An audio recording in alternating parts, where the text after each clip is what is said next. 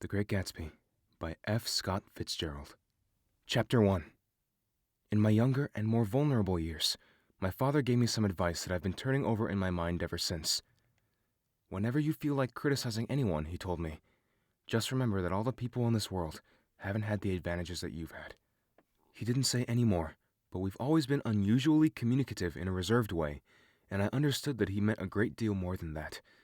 In consequence, I'm inclined to reserve all judgments, a habit that has opened up many curious natures to me and also made me the victim of not a few veteran bores. The abnormal mind is quick to detect and attach itself to this quality when it appears in a normal person, and so it came about that in college I was unjustly accused of being a politician because I was privy to the secret griefs of wild, unknown men. Most of the confidences were unsought.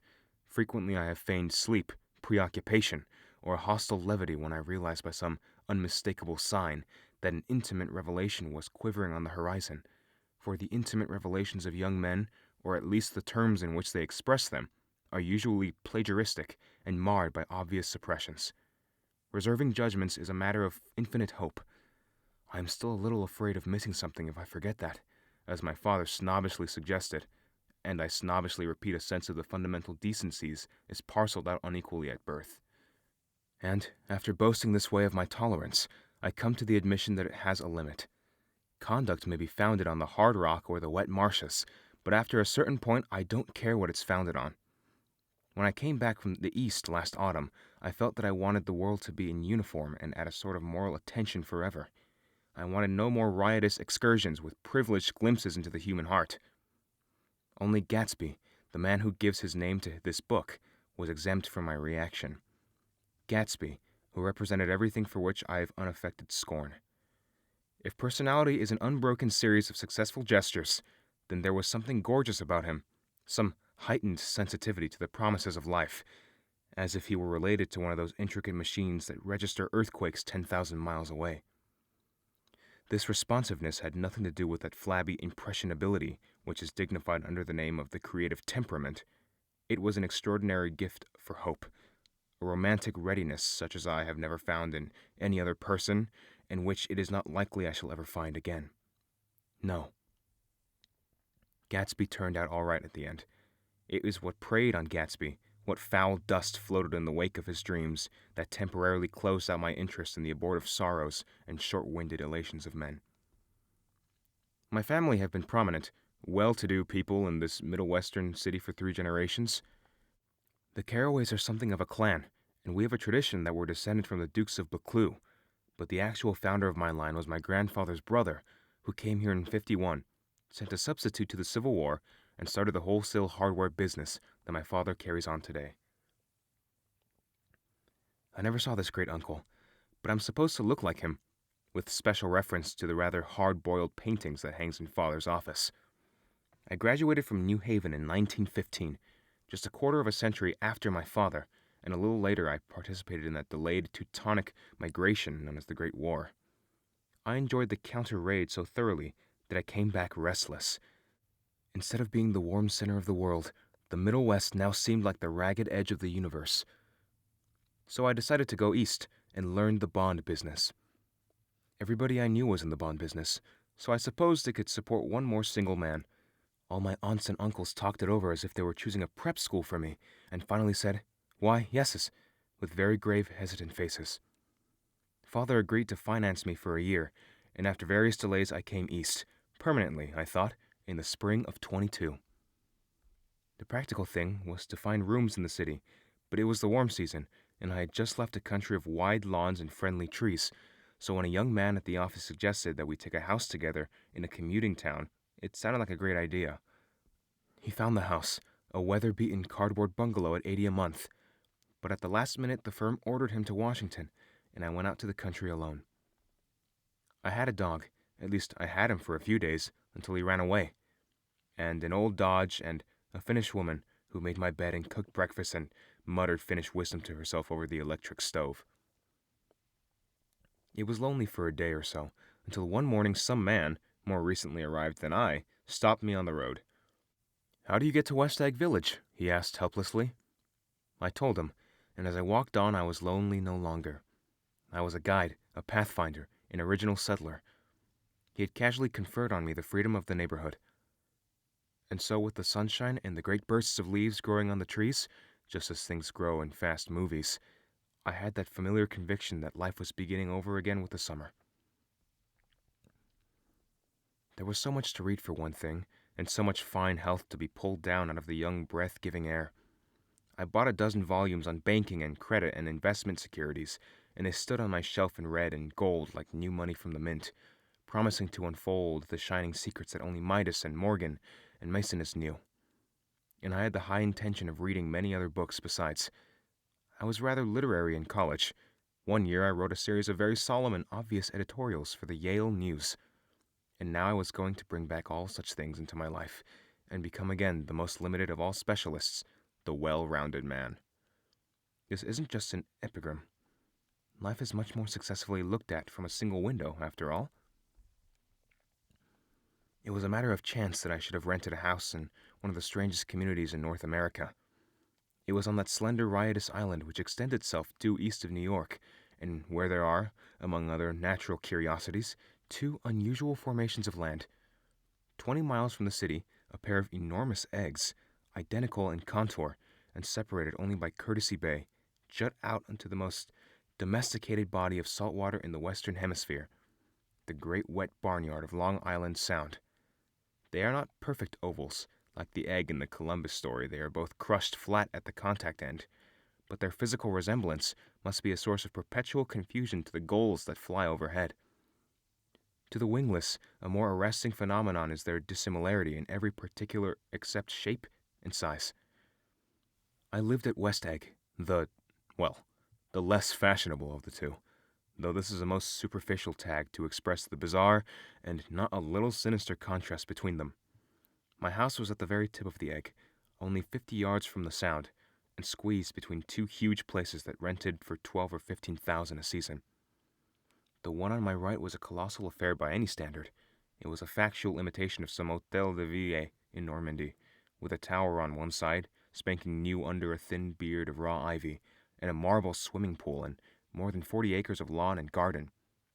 It was Gatsby's mansion. Or rather, as I didn't know Mr. Gatsby, it was a mansion inhabited by a gentleman of that name. My own house was an eyesore, but it was a small eyesore, and it had been overlooked, so I had a view of the water, a partial view of my neighbor's lawn, and the consoling proximity of millionaires, all for $80 a month. Across the Courtesy Bay, the white palaces of fashionable East Egg glittered along the water, and the history of the summer really begins on the evening I drove over there to have dinner with the Tom Buchanans. Daisy was my second cousin, once removed, and I'd known Tom in college, and just after the war I spent 2 days with them in Chicago. Her husband, among various physical accomplishments, had been one of the most powerful ends that ever played football at New Haven, a national figure in a way, one of those men who reached such an acute limited excellence at 21 that everything afterward savors of anticlimax. His family were enormously wealthy. Even in college, his freedom with money was a matter for reproach, but now he'd left Chicago and come east in a fashion that rather took your breath away. For instance, he'd brought down a string of polo ponies from Lake Forest. It was hard to realize that a man in my own generation was wealthy enough to do that. Why they came east, I don't know. They had spent a year in France, for no particular reason, and then drifted here and there unrestfully wherever people played polo and were rich together. This was a permanent move, said Daisy over the telephone, but I didn't believe it. I had no sight into Daisy's heart, but I felt that Tom would drift on forever, seeking a little wistfully for the dramatic turbulence of some irrecoverable football game. And so it happened that on a warm, windy evening I drove over to East Egg to see two old friends whom I scarcely knew at all. Their house was even more elaborate than I expected, a cheerful red and white Gregorian colonial mansion overlooking the bay. The lawn started at the beach and ran toward the front door for a quarter of a mile, jumping over sundials and brick walks of burning gardens. Finally, when it reached the house, drifting up the side in bright vines, as though from the momentum of its run. The front was broken by a line of French windows, glowing now with reflected gold, and wide open to the warm, windy afternoon, and Tom Buchanan in riding clothes was standing with his legs apart on the front porch. He had changed since his New Haven years. Now he was a sturdy, straw-haired man of 30, with a rather hard mouth and a supercilious manner. 2 shining, arrogant eyes had established dominance over his face and gave him the appearance of always leaning aggressively forward. Not even the effeminate swank of his riding clothes could hide the enormous power of that body. He seemed to fill those glistening boots until he strained the top lacing, and you could see a great pack of muscle shifting when his shoulder moved under his thin coat. It was a body capable of enormous leverage, a cruel body. His speaking voice, a gruff, husky tenor, added to the impression of fractiousness he conveyed. There was a touch of paternal contempt in it, even toward people he liked, and there were men at New Haven who had hated his guts. "Now, don't think my opinion on these matters is final," he seemed to say, "just because I'm stronger and more of a man than you are." We were in the same senior society, and while we were never intimate, I always had the impression that he approved of me and wanted me to like him with some harsh, defiant wistfulness of his own. We talked for a few minutes on the sunny porch. "I've got a nice place here," he said, his eyes flashing about restlessly.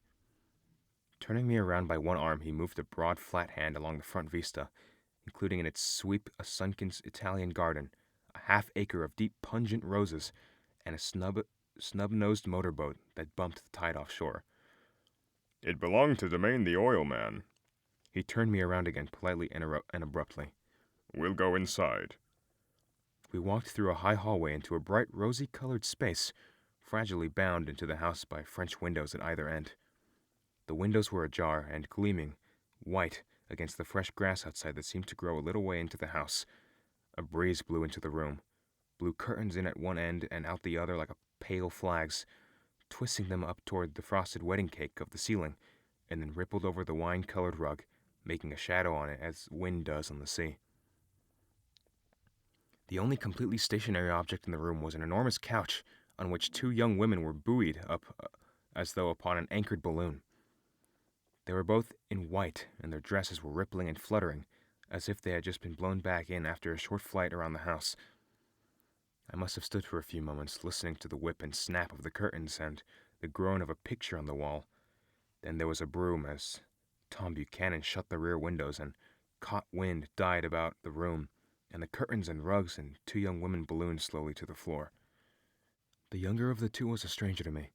She was extended full length at her end of the divan, completely motionless, and with her chin raised a little, as if she were balancing something on it which was quite likely to fall. If she saw me out of the corner of her eyes, she gave no hint of it. Indeed, I was almost surprised into murmuring an apology for having disturbed her by coming in. The other girl, Daisy, made an attempt to rise. She leaned slightly forward with a conscientious expression. Then she laughed, an absurd, charming little laugh, and I laughed too and came forward into the room. "I'm paralyzed with happiness." She laughed again, as if she said something very witty, and held my hand for a moment, looking up into my face, promising that there was no one in the world she so much wanted to see. That was a way she had. She hinted in a murmur that the surname of the balancing girl was Baker. I've heard it said that Daisy's murmur was only to make people lean toward her, an irrelevant criticism that made it no less charming. At any rate, Miss Baker's lips fluttered. She nodded at me almost imperceptibly and then quickly tipped her head back again. The object she was balancing had obviously tottered a little and given her something of a fright. Again, a sort of apology arose to my lips. Almost any exhibition of complete self-sufficiency draws a stunned tribute from me. I looked back at my cousin, who began to ask me questions in her low, thrilling voice. It was the kind of voice that the ear follows up and down as if each speech has an arrangement of notes that will never be played again. Her face was a sad and lovely, with bright things in it, bright eyes and a bright, passionate mouth. But there was an excitement in her voice that men who had cared for her found difficult to forget. A singing compulsion, a whispered, "Listen," a promise that she had done gay, exciting things just a while since, and that there were gay, exciting things hovering in the next hour. I told her how I had stopped off in Chicago for a day on my way east, and how a dozen people had sent their love through me. "Do they miss me?" she cried ecstatically. "The whole town is desolate.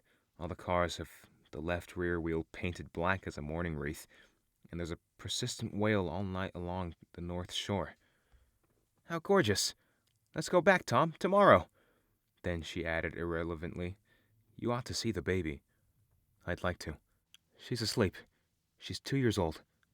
Haven't you ever seen her?" "Never." "Well, you ought to see her. She's—" Tom Buchanan, who had been hovering restlessly about the room, stopped and rested his hand by my shoulder. "What are you doing, Nick?" "I'm a bondman." "Who with?" I told him. "Never heard of them," he remarked decisively. This annoyed me. "You will," I answered shortly. "You will if you stay in the East."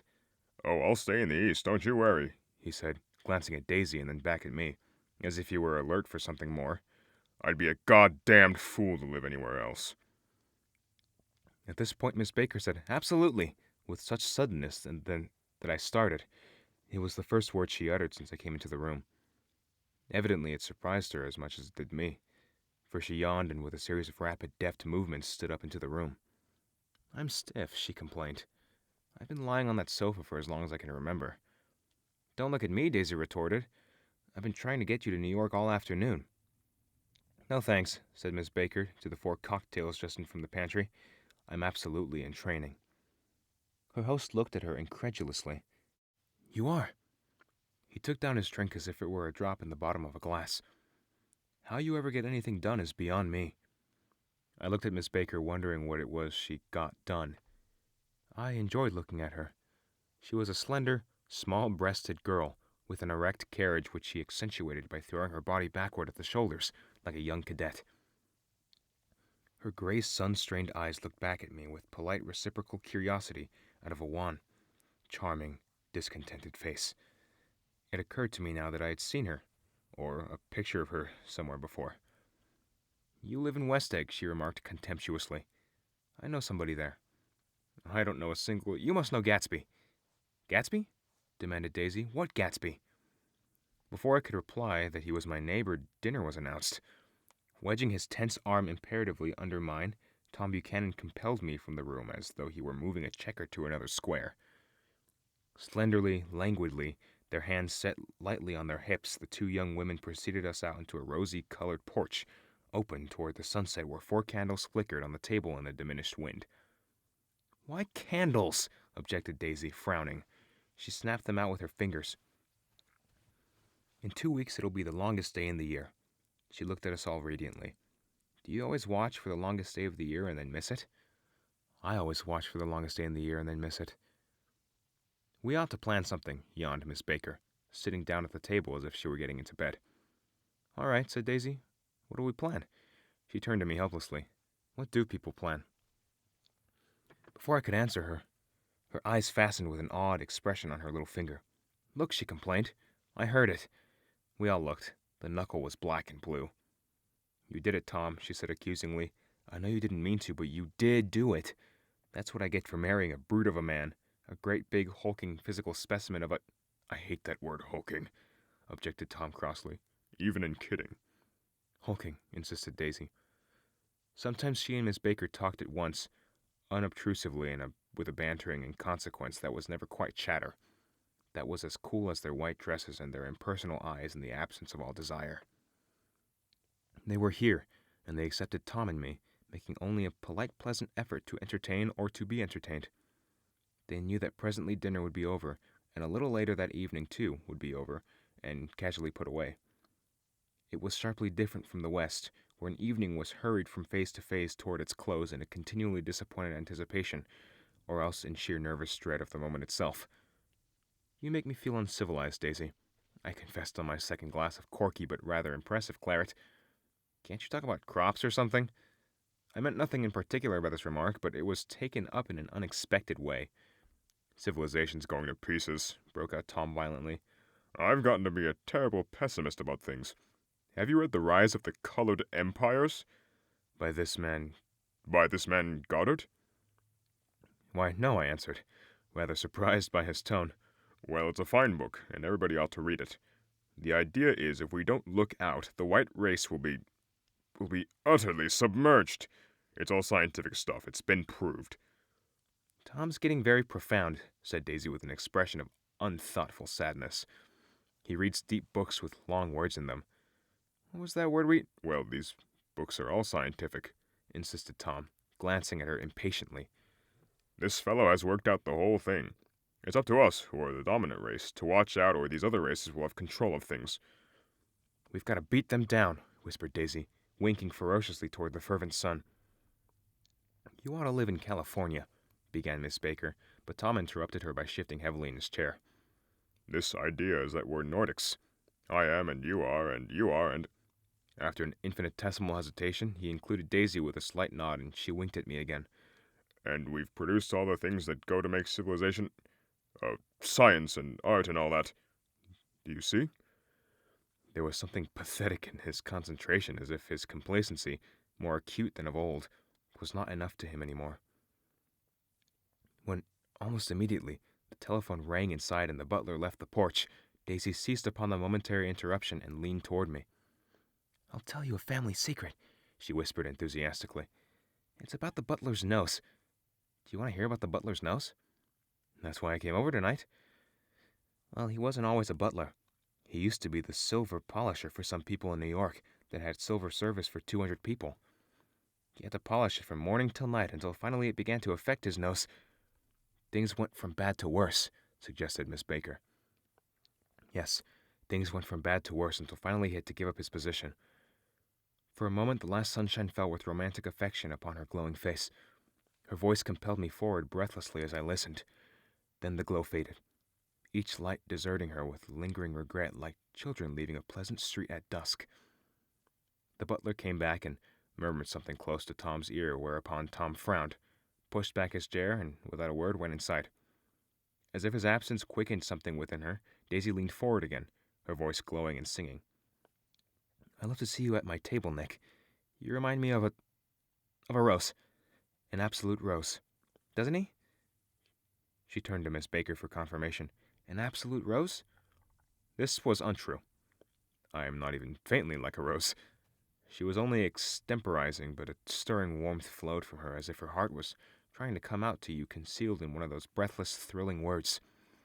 Then suddenly she threw her napkin on the table and excused herself and went into the house. Miss Baker and I exchanged a short glance, consciously devoid of meaning. I was about to speak when she sat up alertly and said, "Shh," in a warning voice. A subdued, impassioned murmur was audible in the room beyond, and Miss Baker leaned forward, unashamed, trying to hear. The murmur trembled on the verge of coherence, sank down, mounted excitedly, and then ceased altogether. This Mr. Gatsby you spoke of is my neighbor, I said. Don't talk. I want to hear what happens. Is something wrong? Happening? I inquired innocently. You mean to say you don't know? Said Miss Baker, honestly surprised. I thought everybody knew. I don't. Why? She said hesitantly. Tom's got some woman in New York. Got some woman? I repeated blankly. Miss Baker nodded. She might have the decency not to telephone him at dinner time, don't you think? Almost before I had grasped her meaning, there was the flutter of a dress and the crunch of leather boots, and Tom and Daisy were back at the table. It couldn't be helped, cried Daisy with tense gaiety. She sat down, glanced searchingly at Miss Baker and then at me, and continued. I looked outdoors for a minute, and it's very romantic outdoors. There's a bird on the lawn, and I think it must be a nightingale come over on the Cunard or White Star Lane. He's singing away, her voice sang. It's romantic, isn't it, Tom? Very romantic, he said, and then miserably to me. If it's light enough after dinner, I want to take you down to the stables.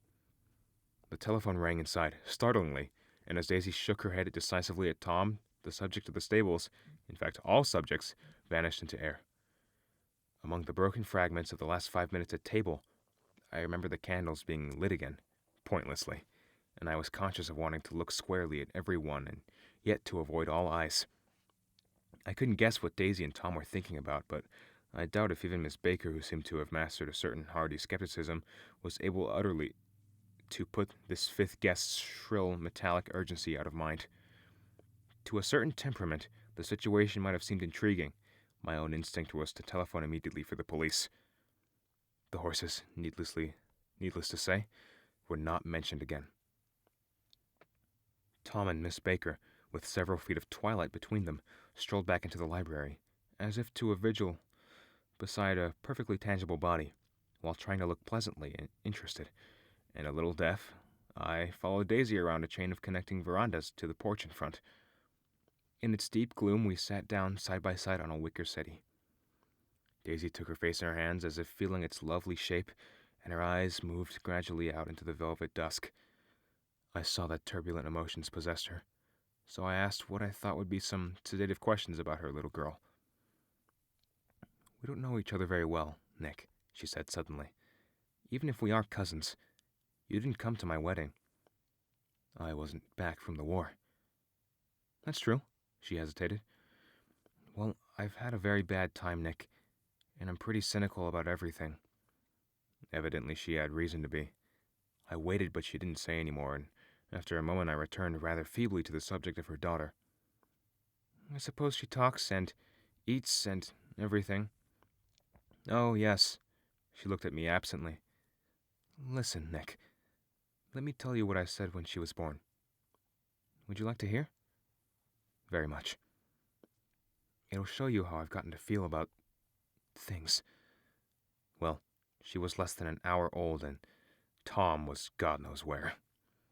I woke up out of the ether with an utterly abandoned feeling and asked the nurse right away if it was a boy or a girl. She told me it was a girl, so I turned my head away and wept. "All right," I said. "I'm glad it's a girl. And I hope she'll be a fool. That's the best thing a girl can be in this world. A beautiful little fool." "You see, I think everything's terrible anyhow," she went on in a convinced way. "Everybody thinks so. The most advanced people. And I know. I've been everywhere and seen everything and done everything." Her eyes flashed around her in a defiant way, rather like Tom's, and she laughed with thrilling scorn. "Sophisticated. God, I'm sophisticated." The instant her voice broke off, ceasing to compel my attention, my belief, I felt the basic insincerity of what she had said. It made me uneasy, as though the whole evening had been a trick of some sort, to exact a contributory emotion from me. I waited, and sure enough, in a moment she looked at me with an absolute smirk on her lovely face, as if she had asserted her membership in a rather distinguished secret society to which she and Tom belonged. Inside, the crimson room bloomed with light. Tom and Miss Baker sat at either end of the long couch, and she read aloud to him from the Saturday Evening Post. The words murmurous and uninflected, running together in a soothing tune. The lamplight, bright on his boots, and dull on the autumn leaf yellow of her hair, glinted along the paper as if she turned a page with a flutter of slender muscles in her arms. When we came in, she held us silent for a moment with a lifted hand. "To be continued," she said, tossing the magazine on the table. "In our very next issue." Her body asserted itself with a restless movement of her knee, and she stood up. 10 o'clock, she remarked, apparently finding the time on the ceiling. Time for this good girl to go to bed.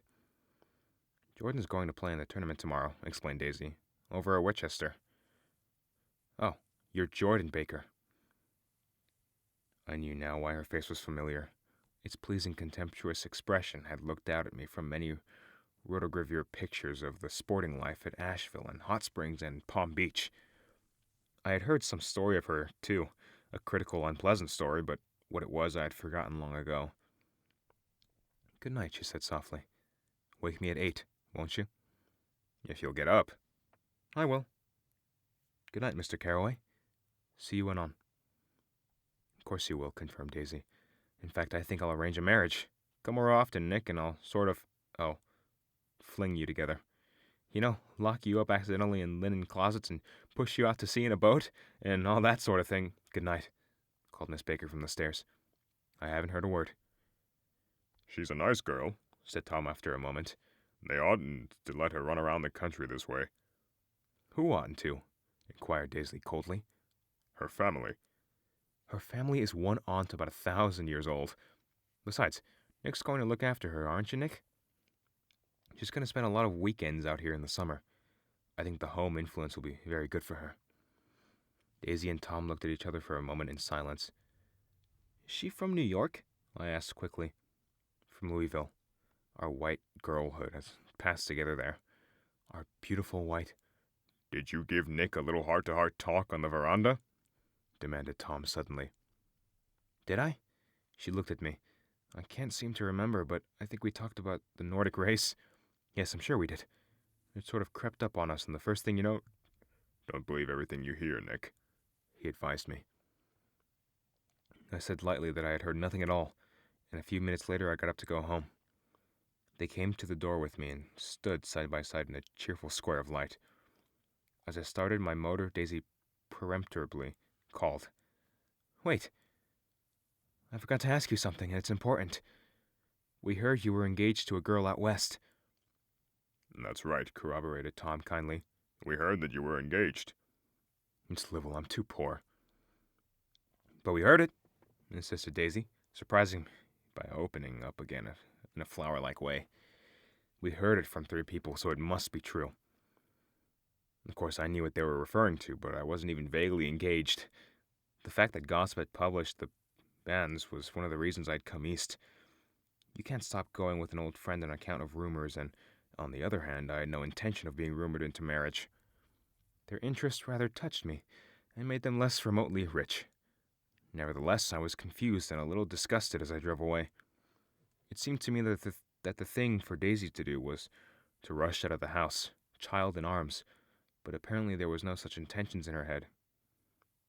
As for Tom, the fact that he had some woman in New York was really less surprising than that he had been depressed by a book.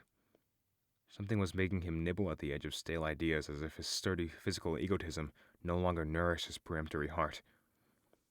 Already it was a deep summer on roadhouse roofs and the front of wayside garages, where new red gas pumps sat out in pools of light, and when I reached my estate at West Egg, I ran the car under its shed and sat for a while on an abandoned grass roller in the yard.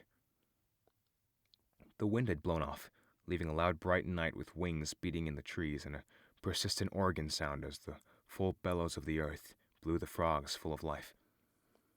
The silhouette of a moving car wavered across the moonlight, and turning my head to watch it, I saw I was not alone.